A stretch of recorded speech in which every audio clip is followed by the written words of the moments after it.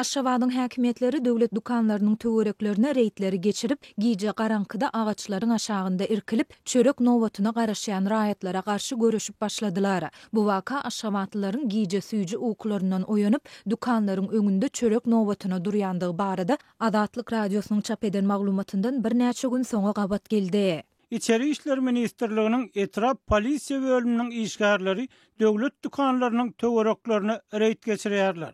Olar giýjelerini nowat döllep, dukanyň arka tarapynda oturýan ýa-da agaçlaryň arasynda irkilýän adamlary çagalar gözleýärler. Dip Adatlyň ýagdaýlardan habarly Ynamdar çeşmesi 14 noýabrda gurrun berdi. Polisiýa işgärleri saklanan raýatlardan pasportyny ýa-da şahsiýetini anyklayan beýleki resmi namalary görkezmegi talap edýärler. Olar bu resmi namalary bolmadyk raýatlary bu gedekdiňe duýduruş berip çäklenýändiklerini aýtdylar. Ýöne olar indiki gedek saklananlarynda şahsiýeti anyklayan resmi namalary bolmasa, onda olaryň polisiýa bölümine alınıp gidilejekdigini, resmi namalary getirilýänçe wagtlaýyn saklanýan otoglar da saklanjakdygy bilen haýbat atdylar diýip çeşmämiz bellidi. Polisiýa işgärleri bu raýatlara ýurtda açlygyň ýokdugyny tekrarlap, olardan agaçlaryň aşagynda irkilip, çörek nowatyna garaşmazlygy hem talap etdiler. Olar raýatlara bu hereketler bilen olaryň Türkmenistanyň we hökümetiň awraýyny tutuş dünýä döwletleriniň arasynda pese düşürýändigini hem aýtdylar. Polisiýa işgärleri ilaty utanyrjak, gorkuzjak boldy. Ýöne dokun ağaçtan habary ýok diýilýär. Ilatyň garyp gatlagyny utandyrmak, gorkuzmak ne derejede dogry bolýar diýip çeşmämiz sözünü jemledi. Adatlyk bu reýtler barada Aşgabatyň polisiýa müdirliginden kommentari alyp bilmedi. Ýöne bu waka Aşgabatlylaryň şol sanda çağalaryň giýje garaňkyda agaçlaryň aşagynda irkilip çörek nowatyna garaşýandygy barada Adatlyň çap eden maglumatyndan bir näçe gün soňra gabat geldi. Geçen hepdäniň ahirinde paýtagtdaky habarçylarymyz çörek satuwy başlanýança ýaşaýjylaryň we 10-12 ýaşly çağalaryň dukanyň töweregindäki agaçlaryň aşagynda irkilip oturandygyny görkezýän video ýazgylary iýerdiler. Redaksiýa howpsuzlyk aladalar sebäpli bu video ýazgylary köpçülige ýetirmekden saklandy. Şonda habarçylarymyz bu çağalaryň we ýaşaýjylaryň saat 7-de satılıp başlanýan çöregi satyn almak üçin daňdan saat 4:30-da dukanyň öňünde nowaty durýandygyny aýtdylar. Energetika çeşmelerine baý Türkmenistanyň dürli sebäplerine şu günler gyş pasynyň öňü sirasyny elektrik energiýasynyň hem-de tebii gazyň öpçünçüligi bilen bagly problemalar saklanyp galýar. Adatlyk radiosynyň habarçylary ýurdun sebäplerine ilatyň energiýa öpçünçülik meseleleri barada habar berýärler. Gyş paslyny howanyň nähili boljakdygy belli däl.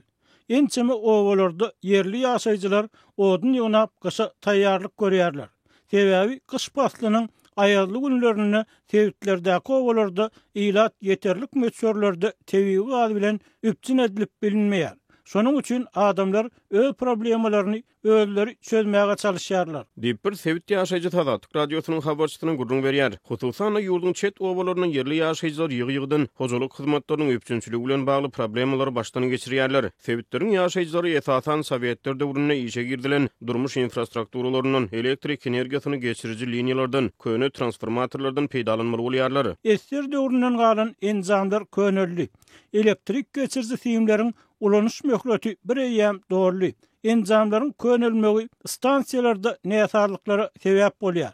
Toğun ýygydan öçmegini alyp gelýär. Diýip bir oba ýaşaýjy saýdýar. Adatlyk radiosynyň habarçylary medeni zonalardan alysy ýerleşýän obalarda elektrik öpçünçüliginiň ýagdaýynyň pesdigini, hojalyklardaky çyralaryň öçügütigini habar berýärler. Şeýle Adatlyk radiosynyň habarçylarynyň baryp gören çet zowlaklaryna yerli ýaşaýjylar adaty bolmady kowa şertlerini, hatda çalyş şemal trony hojalyk hyzmatlary bilen öpçünçülik ulgamlarynyň hatardan çykýanyny aýdýarlar. Bu aralykda Türkmenistan soňky ýyllarda elektrik energiýasynyň we tebii gazyň eksport ugurlaryny giňeltmek ugruna çynakay tagallalary durmuşa geçirýär. Dürli çeşmelere göre Türkmenistan soňky 10 ýylda elektrik energiýasynyň önümçiligini 60 götürüm töweregi ýokarlandyrdy. Halkara Energetika Agentligine göre Türkmenistan geçen ýyl 2021-nji ýylyň deňeşdirilene özüniň elektrik energiýasynyň eksportlaryny 30 götürüm artdyrdy. Ýöne ýurdun öz ilaty hususan çet obalaryň ýaşaýjylary energetika jennetiniň nymatlarynyň dolu peýdalanyp bilmeýär. Gaz turbolarynyň ulanyş möhleti tamamlandy. Köne turbolar çalşyrylmaýar. Gaz turbolarynyň deşilip gazyň daşyna syzýan halatlaryna da kän gabat gelýär diýip energetika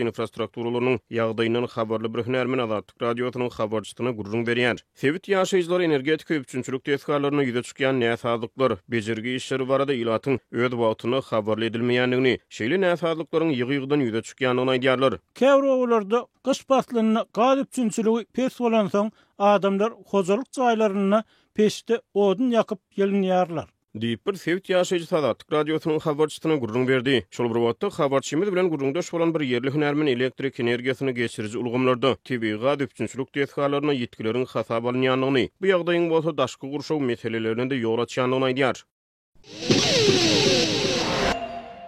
Balkan welaýatynyň Türkmenbaşy şäherinde we onuň töwereginde gyzamyk keseli ýaýraýar. Şäheriň ýokunç keselleri hastahanasy gyzamyk bilen kesellän çağalardan doldy. Esasan mektebeçenli we mektep ýaşyndaky çağalaryň arasynda ýaýraýan bu kesel barada Azatlyk radiosynyň ýerli habarçylary saglyk we bilim wekillerine salgylanyp habar berýärler. Häzir şäheriň ýokunç keselleri hastahanasyny 160 töweregi çağı bar.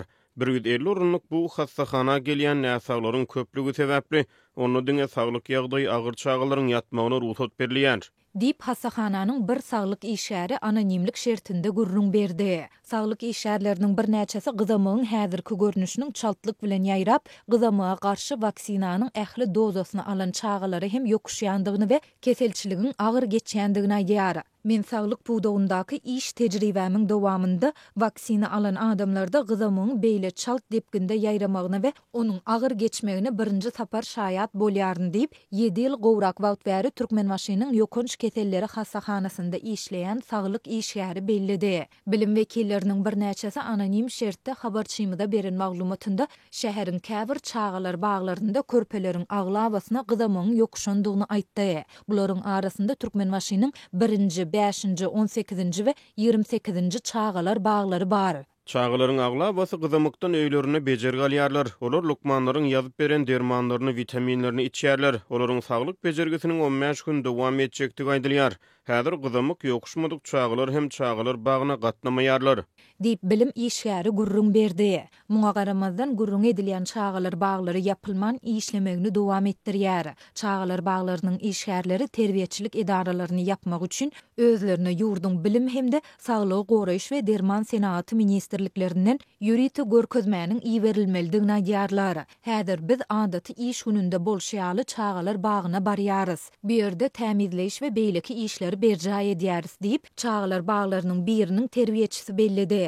Azatlyň bu ýagdaýlar barada Türkmenbaşynyň ýokunç keselleri hastahanasyndan ýurdun bilim hemde saglygy goraýyş we derman senaty ministrliklerinden kommentari almak synanşyklary oňy netije tapmady. Öňüne alyp bolýan ýöne ören ýokunç kesel hasaplanýan gyzamyk çağanyň ölümine sebäp bolup ömürlük maýyp hem edip bilýär. Balkanly lukmanlaryň bir näçesi häzir raýatlaryň arasynda halk tebipçiliginiň görnüşlerinden peýdalanyp gyzamyga garşy görüşmäge çalışýanlaryň bardygyny hem aýdýar. Olar bu raýatlara çağalarda ýa-da uly adamlarda gyzamyň alamaty ýüze çyksa haýal etmän lukmanlary ýüz tutmagy maslahat berýärler.